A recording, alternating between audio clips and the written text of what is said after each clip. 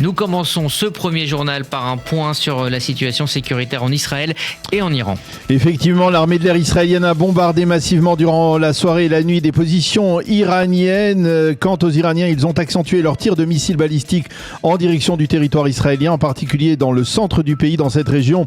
Les Israéliens ont dû se déplacer à 4 ou 5 reprises durant la nuit dans les abris et les chambres blindées. Fort heureusement, tous les missiles iraniens ont été interceptés ou sont tombés dans des zones dégagées sans faire de blessés ni de dégâts. Et puis les tirs se poursuivent à partir du Liban en direction d'Israël. Il y a eu plusieurs alertes durant la nuit dans le nord du pays avec des tirs de roquettes et des envois de drones chiites. Tsahal a bombardé des positions dans le quartier de la Dakhia à Beyrouth et ce matin, Tsahal aurait également éliminé des officiers des gardiens de la révolution iranienne dans un immeuble de Beyrouth-Ouest. Et dans ce contexte de tension, le commandant en chef de la police iranienne, lui, se fait plus menaçant. Oui, il s'appelle Ahmed Reza Adan. Il a déclaré que ceux qui descendront manifester dans les rues en faveur, je le cite, des forces ennemies seront considérés comme un ennemi et nous nous en comporterons avec eux de cette manière-là. Selon le général Reza, toutes les forces de police iraniennes, les Basij, sont prêtes le doigt à la gâchette pour empêcher une insurrection. Le patron de la police s'est exprimé à la télévision iranienne. En Israël, on accueille avec toujours beaucoup de scepticisme les déclarations de Donald Trump sur la fin prochaine de la guerre. Oui, et ce pour une raison essentielle, parce que les officiers supérieurs de Tsahal ne peuvent avancer aucune démarche sur le terrain, laissant penser que Trump serait effectivement à deux doigts de se retirer de la confrontation. Au contraire, affirme-t-on en Israël, la coordination entre les armées américaines et israéliennes serait toujours parfaite. Alors côté israélien, on estime que Trump joue actuellement sur les mots pour tenter d'apaiser en particulier les marché énergétique et faire baisser par exemple le prix du pétrole. Et à ce sujet, les Américains ont demandé à Israël de cesser leurs raids aériens contre des installations pétrolifères iraniennes. Oui, de facto, les Américains ont demandé à Israël de cesser ses raids aériens sur toutes les sources d'énergie iraniennes, y compris par exemple le gaz. 3 explications majeures à une telle démarche. D'abord, afin de ne pas accentuer plus encore la détresse économique des Iraniens eux-mêmes. La seconde explication se rapporte à l'après-guerre, car Trump pourrait envisager de coopérer économiquement avec le prochain régime iranien. Et enfin, à Washington, on affirme que ces bombardements risquent de faire regrimper justement le prix du baril de pétrole. La demande a été remise au chef d'état-major de Tsahal, le général Eyal Zamir.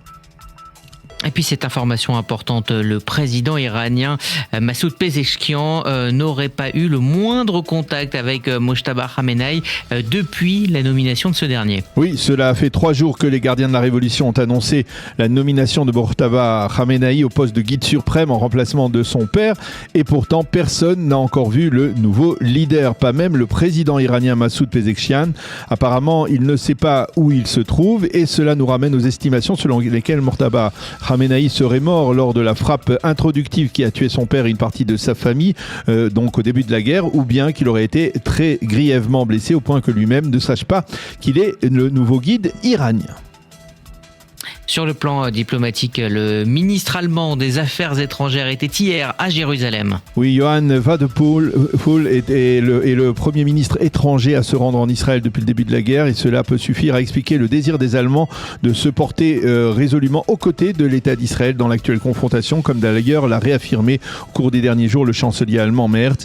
Hier, le ministre allemand était à Beth Shemesh en compagnie de son homologue israélien Gideon Sa'ar pour mesurer les dégâts causés par le missile iranien qui a tué la semaine dernière 9 habitants de la ville et il a pu rencontrer Smadar Katz dont le mari Oren a été tué durant cette frappe. Celle-ci s'est exprimée avec beaucoup d'émotion et elle a déclaré au ministre allemand « Le peuple d'Israël est éternel, les Iraniens peuvent briser notre corps mais certainement pas nos âmes ». Et puis pour terminer en marge de la guerre, un développement politique important est intervenu hier en Israël. Oui, Binyamin Netanyahou et le ministre des Finances Bezalel Smotrich ont en effet diffusé une déclaration aux communes dans laquelle Smotrich a annoncé que la loi sur la conscription des élèves des yeshivot orthodoxes a été mise de côté pour l'instant et ce afin d'accorder la priorité au vote crucial du budget de l'État pour l'année 2026, un vote qui doit absolument intervenir avant la fin du mois de mars, c'est-à-dire dans un peu plus de 2 semaines. Binyamin Netanyahou et Smotrich ont expliqué que le vote du budget était prioritaire en raison de la nécessité de financer l'effort de guerre à raison de environ 30 milliards de shekels supplémentaires par rapport au budget initial.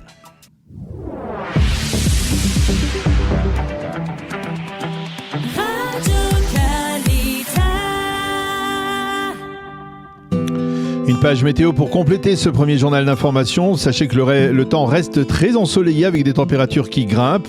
19 degrés aujourd'hui à Jérusalem, 21 à Tel Aviv et Ashdod, 23 à Netanya, 24 à Haïfa et à Beersheba et 25 degrés aujourd'hui à Eilat.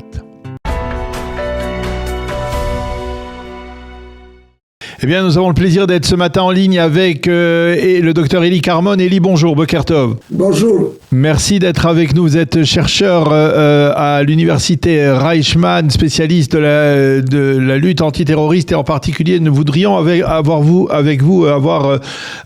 une appréciation concernant ce que fait le président Trump. On a beaucoup de mal à suivre le président américain. Certaines de ses déclarations sont contradictoires sur la fin de la guerre et même sur les objectifs de la guerre. Et je voudrais avec vous avoir une précision. Est-ce que pour les Américains et pour les Israéliens, les objectifs de la guerre sont les mêmes, à savoir le départ du régime iranien ?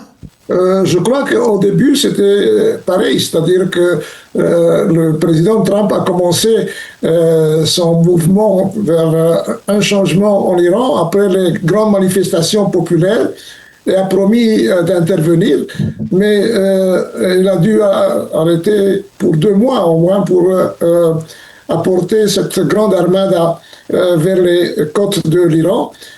Mais aussi, clairement, le projet nucléaire, parce que le projet nucléaire n'a pas été détruit en juin de l'année passée, comme le président Trump avait dit. Il savait très bien qu'il y avait encore 450 kilos d'uranium enrichi.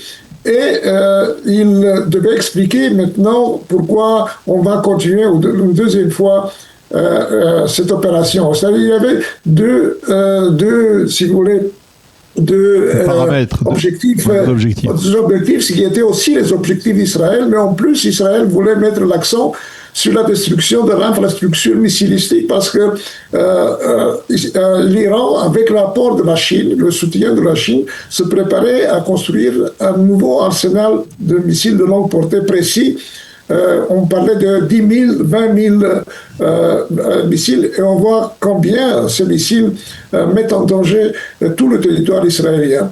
Maintenant, il y a un changement, c'est-à-dire dans le sens qu'il y a une pression sur le président Trump de la part d'une partie de ses conseillers, et aussi une partie de son parti républicain qui ne sont pas d'accord avec la guerre même, qui voudraient terminer vite déjà la guerre, surtout à cause du prix économique et surtout de ce qui se passe avec les pays du Golfe qui reçoivent maintenant une grande partie des tirs de missiles et de drones.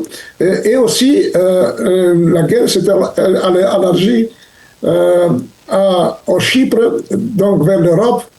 Le Chypre est d'ailleurs le président de l'Union européenne justement ce temps-là, et même la Turquie et l'Azerbaïdjan.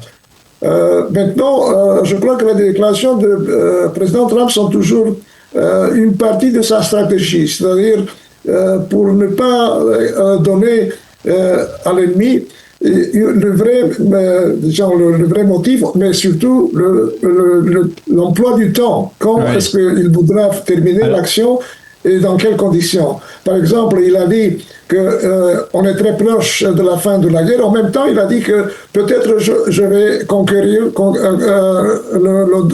les détroit de Hormuz pour permettre la navigation libre du pétrole. Mais ça ne marche pas. Alors vous dites en fait, Trump, il ne faut pas le juger sur ses paroles, mais plutôt sur ses actes. Exactement. Surtout, je crois qu'on parle de nouveaux renforts qui sont envoyés vers le Golfe, vers l'est de la Méditerranée, et ça aussi, on a vu, ça c'est un signe d'une volonté d'attaquer l'Iran. Le grand changement, c'est que maintenant, on est beaucoup moins sûr que l'attaque militaire très efficace, très importante contre toutes les installations, cela inclut les installations des forces de répression, ne donne pas de résultats sur le plan d'une possible rébellion, révolte de la population civile.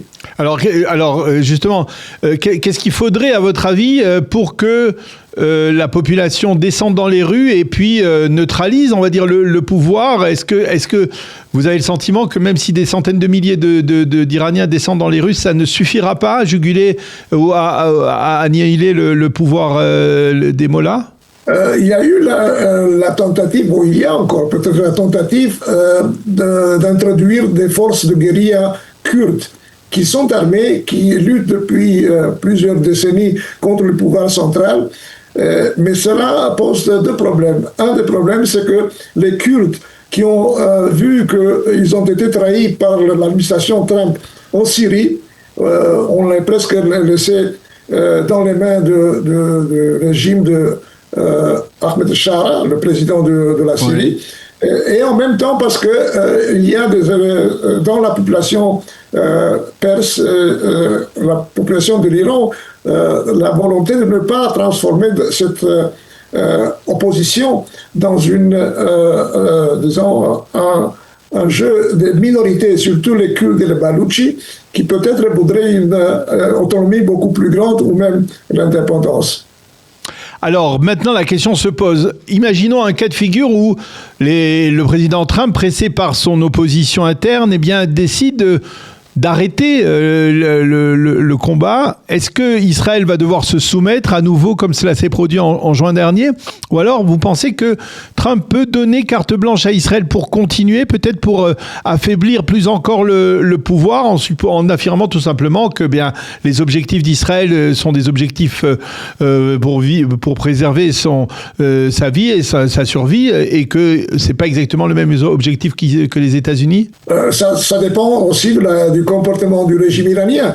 Parce qu'on a vu, par exemple, il y a presque 2 ans, quand les Houthis ont été attaqués par les États-Unis, à un certain moment, le président Trump, qui a vu qu'il y avait peut-être trop de pertes de la part des attaques des Houthis, a décidé d'arrêter l'offensive contre les Houthis, mais les Houthis ont continué à attaquer Israël. Et il se peut qu'on trouve un arrangement avec le nouveau président ou le nouveau régime à Téhéran, mais il continue à attaquer Israël. Et donc Israël sera intéressé à continuer le combat, peut-être avec l'apport, parce qu'on nécessite non seulement, disons, l'apport ou le support militaire, mais aussi politique à l'ONU, parce que la Chine et la Russie veulent arrêter complètement cette guerre qui est perdue par leur allié l'Iran. Et donc, on est dans une situation assez compliquée, sauf s'il y a un changement important. C'est-à-dire, par exemple, qu'il y a une perte très importante de la part des Américains. Par exemple, en Turquie, là où il y a l'implication, c'est l'OTAN aussi, c'est l'histoire de l'OTAN. Il y a une base qui a été un objectif d'attaque Incirlik, qui est une base nucléaire de l'aviation américaine. Ça peut changer aussi la stratégie américaine du président Trump, et aussi comment il voit la question du pétrole. Je crois que j'ai entendu ces dernières heures que peut-être les prix du pétrole ont commencé à baisser, oui. Et ça, c'est très important, la guerre économique. Et donc il y a beaucoup d'éléments qui ne sont pas encore décidés, oui. Ou ne sont pas encore clairs pour permettre au président Trump de faire sa décision. Est-ce qu'on arrête à ce moment? Je crois qu'à ce moment, c'est trop tôt. Et est-ce qu'on continue pour encore 2 ou 3 semaines et voir comment ça pourra influencer une certaine révolte, rébellion de la population civile. Alors une dernière question, Elie, on a 1 minute, un petit peu plus d'1 minute pour y répondre, c'est peut-être difficile, mais le Nord, le Hezbollah, vous pensez que Israël doit aller jusqu'au bout, c'est-à-dire créer une zone de sécurité entre le Litanie et la frontière actuelle pour neutraliser totalement le Hezbollah et pour essayer en tout cas de protéger mieux les agriculteurs du Nord, enfin la population du Nord? Je crois que j'ai parlé à votre antenne et dans d'autres interviews à l'époque, avant le cessez-le-feu avec le Hezbollah, et j'avais dit qu'à mon avis, Israël a fait une faute de ne pas occuper tout le sud du Liban jusqu'au Litanie, et de là continuer à bombarder les installations des missiles de longue portée du Hezbollah dans la Bekaa. Et je crois qu'on est devant la même situation, c'est-à-dire s'il n'y a pas vraiment une tentative sérieuse du gouvernement libanais avec un apport, un soutien extérieur peut-être, et on n'arrête pas Hezbollah, la guerre d'usure va continuer. Et c'est dommage qu'à l'époque on n'avait pas fait ce pas, mais maintenant on prend presque de zéro. Mais maintenant je crois que c'est difficile, par exemple, occuper tout le sud du Liban, ça inclut Sidon et Tzor, c'est-à-dire ce sont des villes, c'est pas seulement des petits villages comme dans le sud, sur la frontière israélienne. Eh bien, docteur Eli Carmon, merci beaucoup pour toutes ces précisions concernant ces journées de guerre et la stratégie, on va dire, du président américain, en particulier Donald Trump, qu'on a du mal à suivre, il faut bien l'avouer. Merci beaucoup de nous avoir éclairé à ce sujet. Bonne continuation, Eli, à bientôt, et journée sereine dans la mesure du possible, bien entendu. Merci à vous et bonne journée pour tout le peuple d'Israël. Pour tout le monde, voilà. Merci encore. Au revoir. Et avec vous, je voudrais ce matin que nous essayions de nous focaliser sur un point important qui préoccupe, on va dire, beaucoup apparemment les chancelleries occidentales. Il s'agit du droit international. Ce droit international, il est brandi par plusieurs personnalités. On l'a vu entre autres par Dominique de Villepin sur les réseaux sociaux lorsqu'il s'est fait interviewer ces derniers jours sur les médias français ils brandissent le droit international pour dire Israël et les États-Unis violent le droit international en lançant cette offensive contre le régime iranien. Pour en parler, je voudrais que nous soyons en ligne avec le docteur Yochanan Manor. Yochanan, bonjour, Boker Tov. Yochanan, bonjour, Boker Tov. Merci d'être avec nous ce matin. Vous êtes politologue, vous connaissez bien, on va dire, les méandres de la communauté internationale et du droit international. Alors la première question, elle est directe. Est-ce que il est exact qu'Israël viole le droit international en se lançant dans une offensive contre le régime iranien ?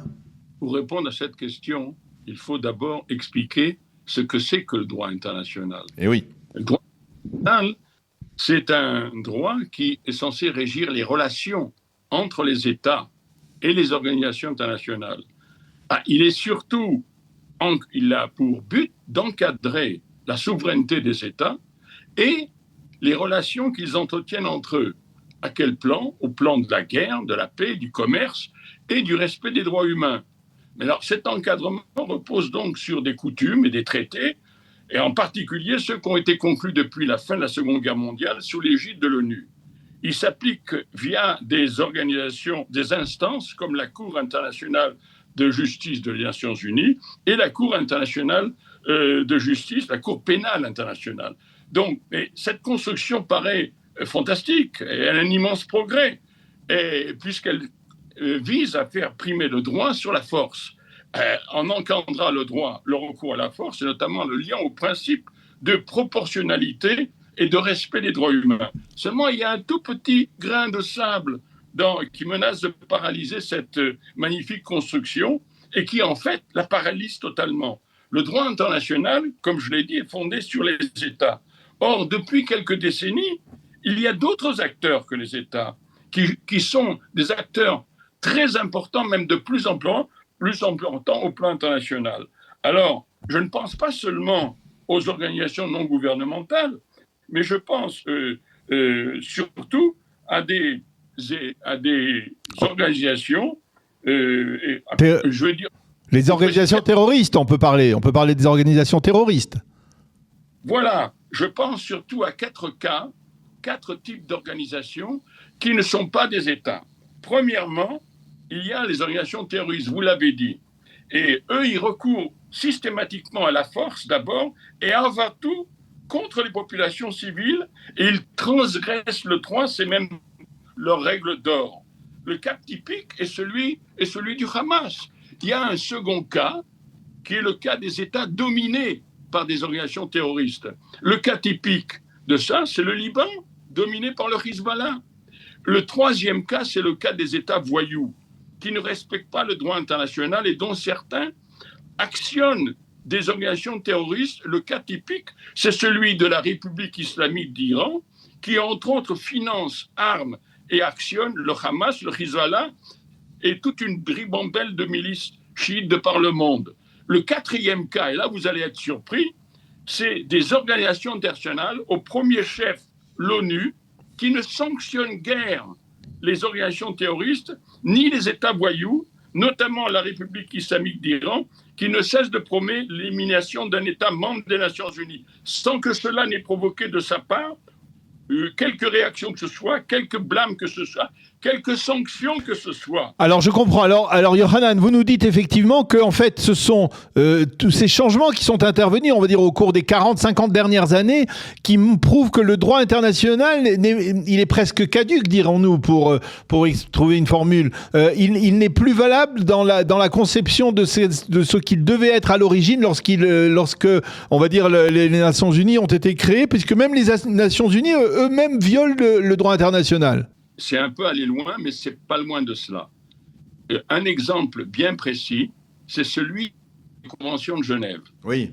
Les conventions de Genève, finalement, il n'y a pas longtemps, ont été réformées pour tenir compte du phénomène terroriste. Et donc ça, c'est un bon pas en avant, mais ce n'est pas suffisant, c'est très tardif. Le monde change beaucoup plus vite que ce qu'on a voulu instaurer. Et ce qu'on a voulu instaurer est inapplicable. Donc, ce n'est pas suffisant de vouloir sanctionner les pays, les États, les bons États, les États qui fonctionnent comme des États, qui ne sont pas des États voyous. Ce n'est pas suffisant. Il faut savoir s'occuper de toutes ces situations qui, justement, elles, sont celles qui portent atteinte le plus au droit international, au droit tout court, et qui, enfin, donnent une prime au recours à la violence. Alors justement, je voudrais, Yohanan, comprendre pourquoi ce sont spécifiquement, on va dire, en Europe, que l'on voit des personnalités politiques, je citais Dominique de Villepin, mais il y en a d'autres, qui brandissent cet étendard du droit international, s'en enveloppent et disent, voilà, nous voulons respecter le droit international, mais l'État d'Israël se comporte comme de facto un État voyou. Je pense que la raison principale, c'est leur impuissance. C'est-à-dire qu'ils ne sont pas idiots. Ils savent très bien ce que je viens de dire. Ils sont très bien au courant. Il ne faut pas les prendre pour des demeurés. Mais comme c'est très difficile d'envisager des actions dans le cadre des Nations Unies, dans le cadre du droit international actuel, contre ces manifestations terroristes, sous des diverses formes que j'ai bien évoquées, donc ce sont des passéistes. Alors, il faut un passé qui est totalement, qui n'est plus de date, qui n'a aucune pertinence pour le monde d'aujourd'hui. Alors, et puis il y a, Yohanan, aussi un point important. Vous parliez de la Cour pénale internationale, de la Cour internationale de justice. On l'a vu, c'est clair comme de l'eau de roche que, on va dire, ces instances sont des instances qui ne sont pas des instances juridiques ou judiciaires, on va dire, propres. Elles sont politisées, on le voit. Bien sûr. La Cour internationale de justice des Nations Unies, la Cour pénale internationale, qui lui a succédé, qui s'y est ajouté à cela bien plus tard, ce sont des institutions qui sont l'émanation de l'ONU et des pays qui ensuite ont souscrit. C'est une partie des membres des Nations Unies qui ont souscrit au traité qui a mis sur pied la Cour pénale internationale. Donc ça reflète le monde d'aujourd'hui, mais sous une forme surannée, oui. Puisque aujourd'hui, on ne tient pas compte du facteur qui, en fin de compte, donne le rythme au monde d'aujourd'hui, qui sont toutes ces organisations terroristes, ou tous ces États qui pratiquent le terrorisme, ou qui en fin de compte, sont dominés par le terrorisme. Alors, comment faire aujourd'hui ? Est-ce que, par exemple, le Conseil de la paix que Donald Trump entend créer dans le cadre d'un règlement dans la bande de Gaza, ça peut être une solution alternative, effectivement, c'est-à-dire recréer de la même manière qu'on avait créé l'ONU après l'échec de la Société des Nations ? Je pense que c'est un moyen pour stimuler un changement profond des Nations Unies. Justement, rappelez-vous ce qu'avait dit Trump à un moment, à son mandat précédent, il avait souligné le fait que les Nations Unies sont impuissantes. Elles n'ont jamais rien résolu. Elles n'ont résolu pratiquement aucun conflit. Et lui, justement, il a essayé de montrer qu'on pouvait résoudre des conflits si on intervenait de manière appropriée. Alors on dit, mais c'est pas légal. Et c'est cette impasse qu'il faut surmonter. Il faut investir son intelligence et créer de nouvelles pratiques qui soient adaptées au monde contemporain et pas vivre sur un monde qui n'existe plus. Oui. Mais enfin, qui justifie d'une certaine manière, on va dire, la passivité des régimes occidentaux comme la France, comme l'Europe en particulier, face à une menace qui est réelle de pays comme l'Iran. Je pense qu'ils ne sont pas dans le coup. Et c'est dommage. L'Europe pourrait contribuer à faire émerger autre chose. Mais pour ça, il faut de la détermination, de la lucidité et du courage. Et c'est pas exactement ce qui caractérise les régimes occidentaux actuellement. Merci beaucoup, Dr Yochanan Manor, de nous avoir éclairé sur ce dossier extrêmement important du droit international dans ce conflit entre Israël, les États-Unis et l'Iran. Merci d'avoir été avec nous ce matin. Bonne journée, bonne continuation. Juste un point, oui, rapidement, 1 minute. Juste un mot. Le droit international, c'est important. Ça doit être important. Il faut que le droit international s'appuie sur la force. Il faut qu'il s'adapte au monde d'aujourd'hui et s'appuie sur la force. Il n'a aucune pertinence. Ouais. S'appuyer sur la force, c'est d'une certaine manière la nécessité aujourd'hui, donc dans un droit international revisité face à la situation actuelle, en particulier au Moyen-Orient. Merci beaucoup, Yochanan, d'avoir été avec nous ce matin. Bonne continuation.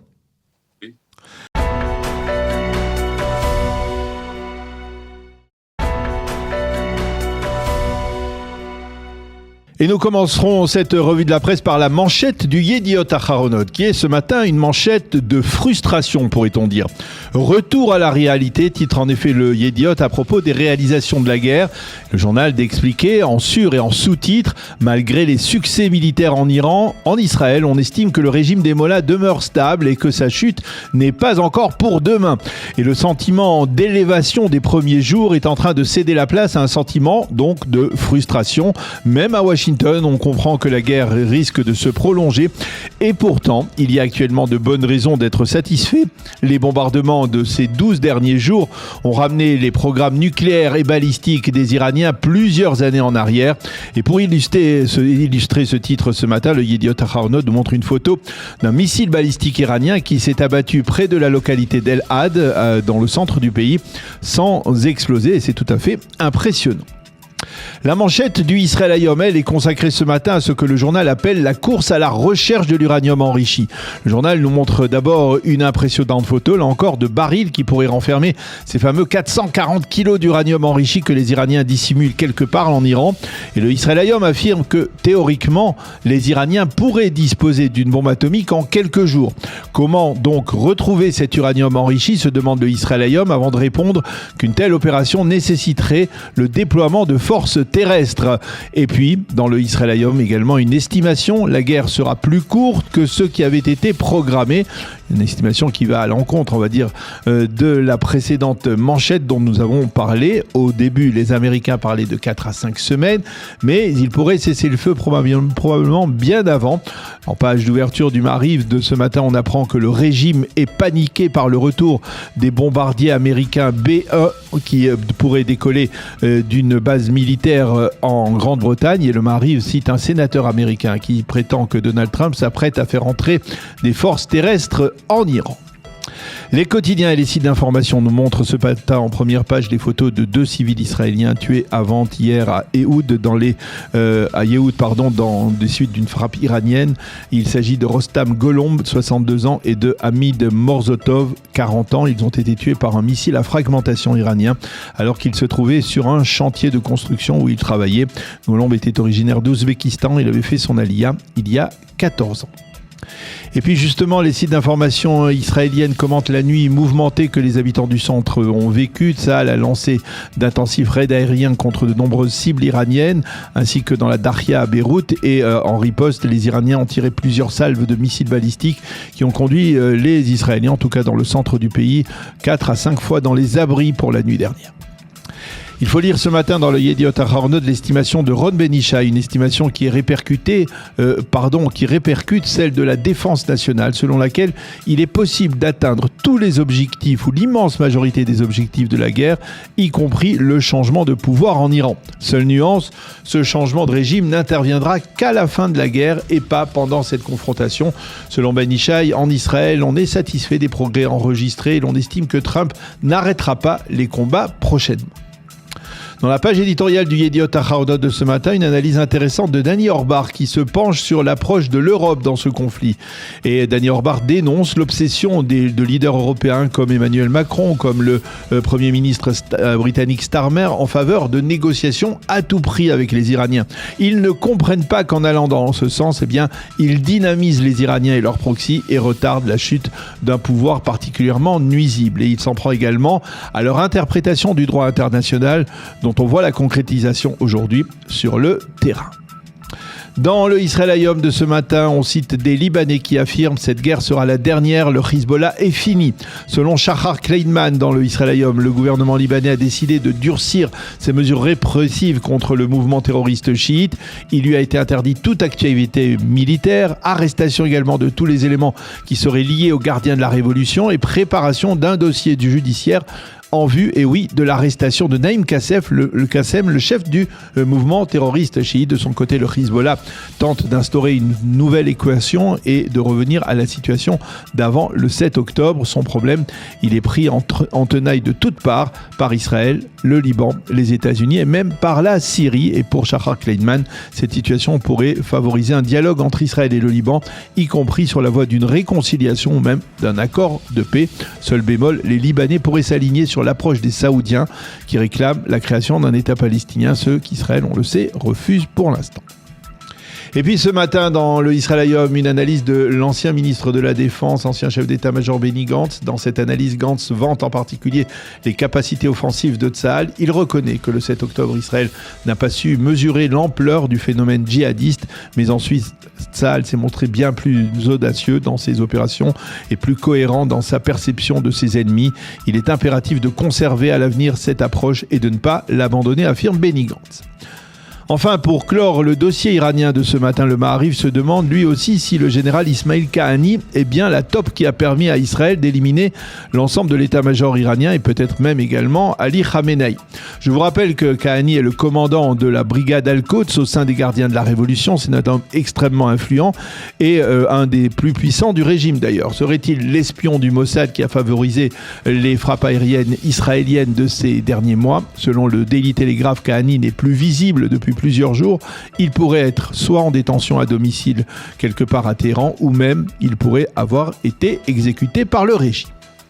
Et puis en marge du conflit actuel, les sites d'information mentionnent en évidence ce matin Binyamin Netanyahou et Bezalel Smotrich qui ont annoncé durant la soirée d'hier que la loi sur l'enrôlement des élèves des yeshivot était mise de côté pour l'instant. Dans une conférence de presse conjointe ou un communiqué plus exactement, les deux hommes ont également mis de côté toutes les réformes judiciaires controversées dont il avait été question ces dernières années. L'objectif principal étant désormais de voter le budget de l'État d'ici la fin du mois de mars. Ces annonces laissent penser que Binyamin Netanyahou projetterait des élections pour le mois de septembre. Et en marge, le gouvernement a voté en faveur de l'attribution de 6 milliards de shekels de budget coalitionniste, dont plus d'un quart pour les élèves des yeshivot orthodoxes et 400 millions pour le ministère des implantations Judée-Samarie, ce qui a d'ailleurs suscité la colère de Yair Lapid, le chef de l'opposition. Et dans le Yediot Ahronoth, Oz bin Noun veut savourer cet instant où l'État d'Israël a retrouvé son bon sens et a compris qu'il était impossible dans la réalité actuelle de légitimer une loi sur l'enrôlement des élèves de yeshivot. C'est la fin de cette revue de la presse. Nous avons le plaisir d'être en ligne avec Catherine Pérez-Chakdan. Catherine, bonjour. Boker Tov. Bonjour Daniel, Boker Tov. Merci d'être avec nous ce matin. Merci de vous être levé de si bon matin, puisque vous êtes à Londres et qu'il y a 2 heures de décalage par rapport à notre heure en Israël.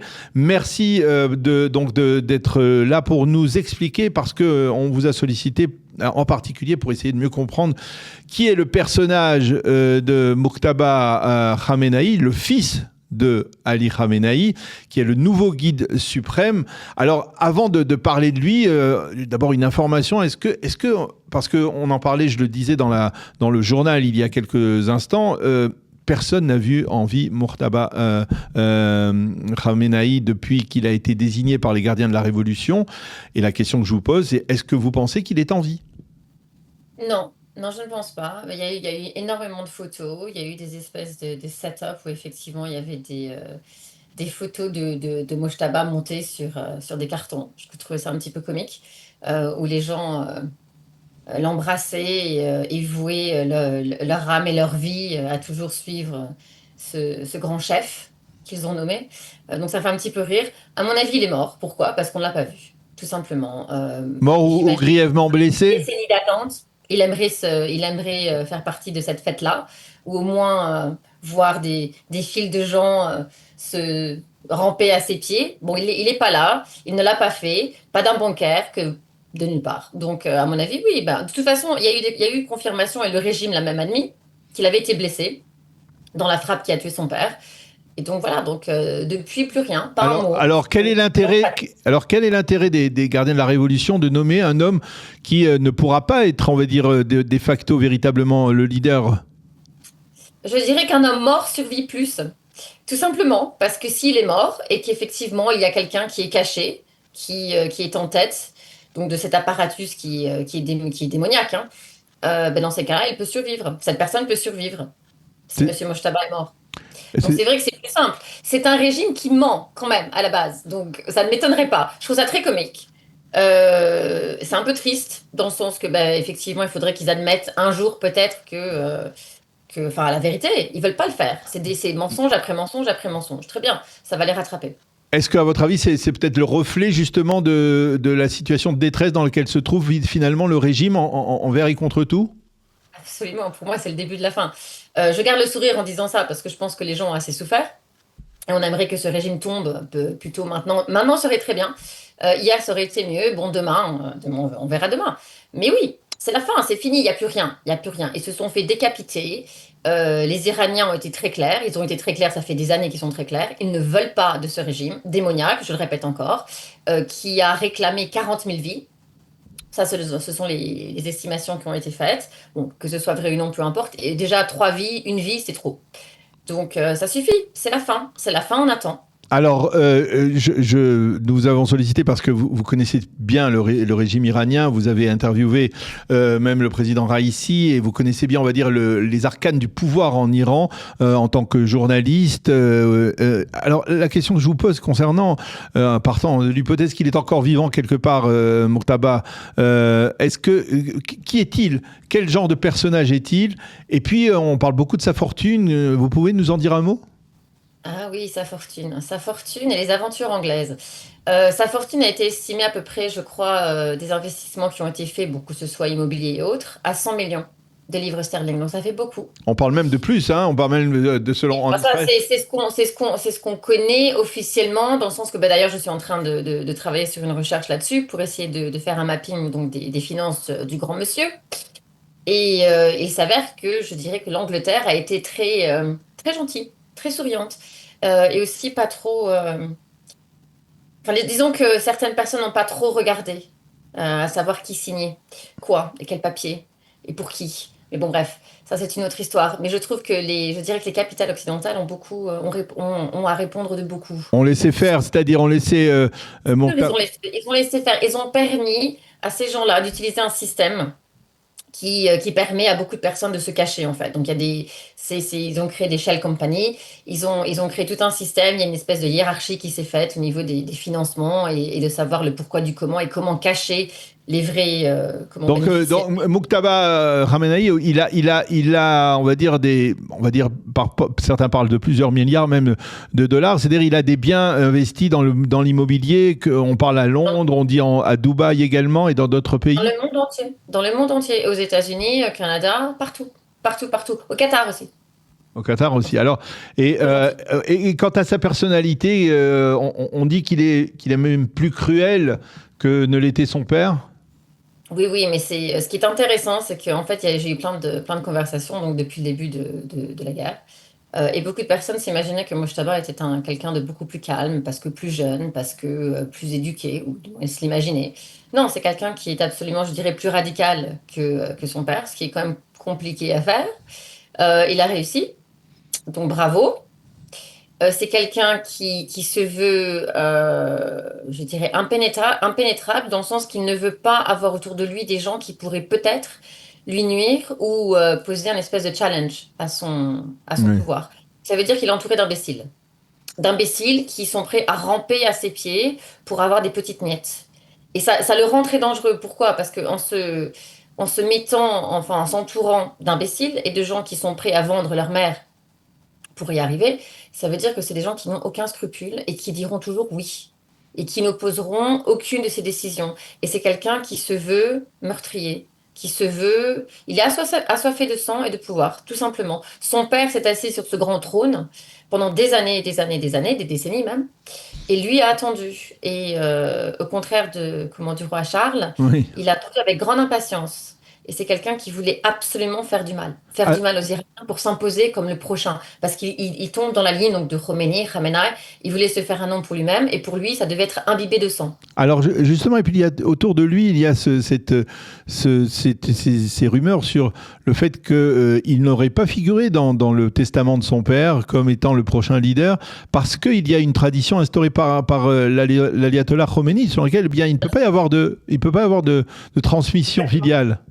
Exactement. Si je me trompe pas, il y a une fatwa en fait qui avait été faite par Khomeini et justement l'intérêt de faire ça au tout début, donc de la création de cet État islamique, c'était pour se distancer des monarchies, qui évidemment se passent de père en fils ou d'oncle à neveu, enfin bref dans la famille. Et donc il voulait éviter ça et aussi se réclamer plus libre, plus démocratique. Et donc voilà, donc maintenant la question s'est posée de savoir, mais alors comment? Mais pourquoi? Mais ils font des gymnastiques intellectuelles tout le temps, aussi religieuses, rien ne les dérange du tout. Donc, mais bon, maintenant s'il est mort, je dirais que la question ne se pose plus. Ne se pose pas véritablement. Il n'y a pas de transmission du tout, il n'y a pas d'héritage.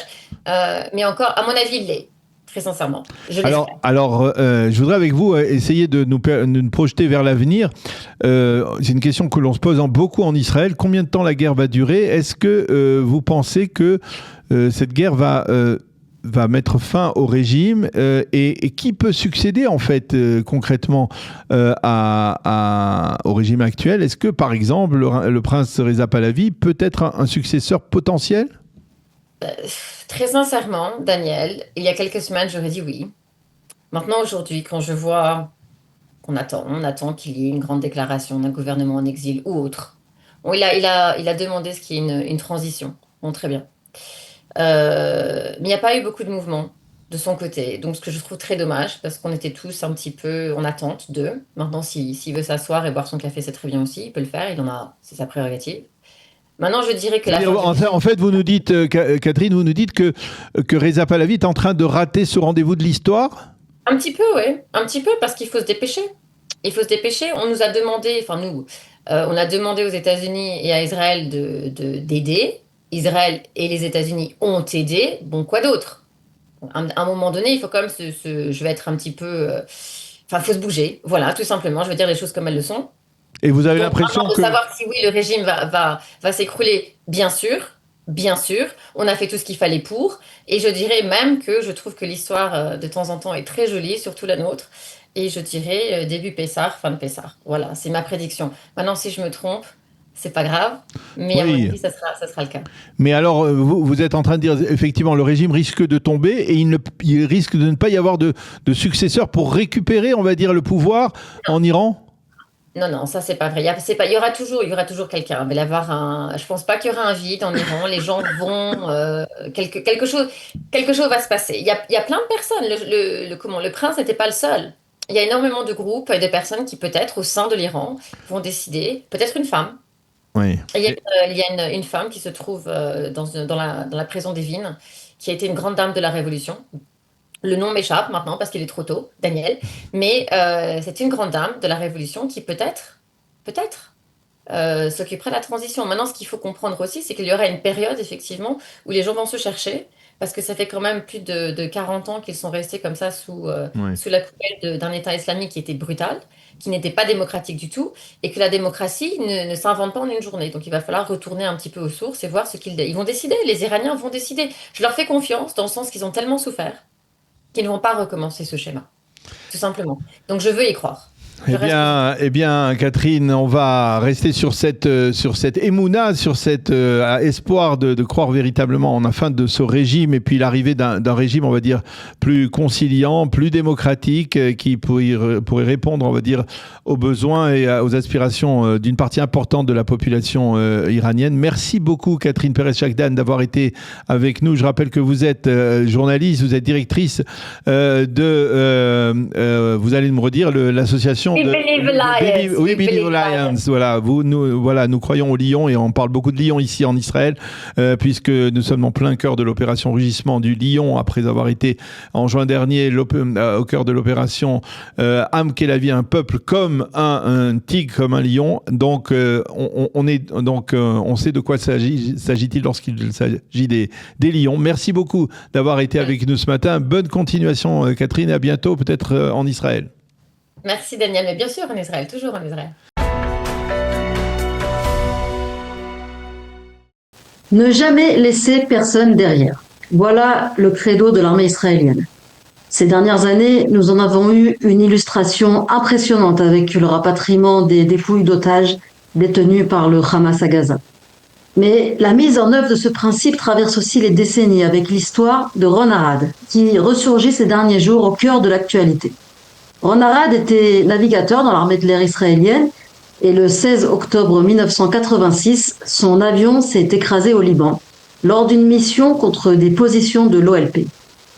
Il a survécu à l'éjection, mais il a été capturé par une milice chiite, la milice Amal. Quelques preuves de vie ont ensuite été diffusées jusqu'en 1987, et puis plus rien, et depuis son sort reste officiellement inconnu. Au fil des années, son nom est devenu un symbole en Israël, celui des soldats disparus que l'on ne doit jamais abandonner. Et c'est dans cet esprit qu'a été lancée le samedi 7 mars une opération commando dans la vallée de Bekaa à l'est du Liban, plus précisément dans la localité de Nabi Shit. Cette opération était vraiment particulière en ces temps de guerre. La mission était inhabituelle. Il ne s'agissait pas de frapper une position ennemie, ni de détruire une infrastructure militaire du Hezbollah. Il s'agissait de retrouver les restes de Ron Arad. Des forces héliportées ont été déposées de nuit dans la zone, tandis que des frappes aériennes visaient les alentours pour sécuriser le terrain. Les soldats ont opéré sur place pendant plusieurs heures. Du côté libanais, la scène a pris une tournure presque surréaliste. Des sources opposées au Hezbollah affirment que les terroristes de l'organisation ont détecté la présence israélienne, mais tardivement. Et dans la confusion, plusieurs groupes armés ont ouvert le feu, mais les uns contre les autres. Des enregistrements diffusés sur les réseaux sociaux évoquent même des terroristes convaincus d'avoir capturé des soldats israéliens, alors qu'en réalité, ils affrontaient d'autres terroristes de leur propre camp. Alors, malgré l'audace de cette opération, aucun résultat concret n'a été annoncé le samedi soir, mais Israël n'abandonne jamais. Et le lundi 9 mars, soit 2 jours plus tard, une seconde tentative a eu lieu. Des commandos ont de nouveau été déposés. Cette fois, ils sont arrivés en direction de la Syrie. Et malheureusement, là encore, rien n'a été annoncé comme résultat. Mais le fait que les soldats soient revenus sur les mêmes lieux à peine 2 jours plus tard suggère que des renseignements cruciaux ont été collectés lors de la première mission et laisse à penser que rien n'est fini et que d'autres opérations pourraient avoir lieu. Cette tentative de retrouver les restes de Ron Arad a ravivé en Israël un débat profond, presque philosophique et profondément israélien. Sanctifier la vie sans pour autant renoncer à l'honneur dû aux morts. La première réaction marquante dans ce débat est venue dès le samedi soir le 7 mars, de Tammy Arad, la veuve du navigateur disparu. Dans un message poignant, elle a remercié les soldats et a lancé un appel inattendu. Pour elle, la recherche de la vérité ne doit jamais mettre en danger d'autres vies. Elle a écrit, je cite, « Notre désir de savoir ce qui est arrivé à Ron s'arrête dès qu'il implique un risque pour les soldats. » Et d'ajouter, « Nous voulons savoir ce qui lui est arrivé, mais pas à n'importe quel prix. » Pour la famille Arad, la vie des soldats doit être placée au-dessus de la dépouille de Ron Arad, qui est depuis 40 ans disparu. Mais cette position n'est pas unanimement partagée. On peut citer le père d'un soldat tombé à Gaza, Haggai Louber, dont le fils Jonathan a été tué au combat pendant la guerre actuelle. Il a répondu à Tammy Arad en lui témoignant son admiration pour sa position, mais il lui développe une autre vision. Il pense que la volonté de l'État de tout faire pour ramener ces soldats, qu'ils soient vivants ou morts, est essentielle parce qu'elle donne aux combattants la certitude qu'ils ne seront jamais abandonnés. Entre ces deux visions se dessine le dilemme douloureux auquel Israël fait face, mais qui dit aussi quelque chose d'essentiel sur la société israélienne.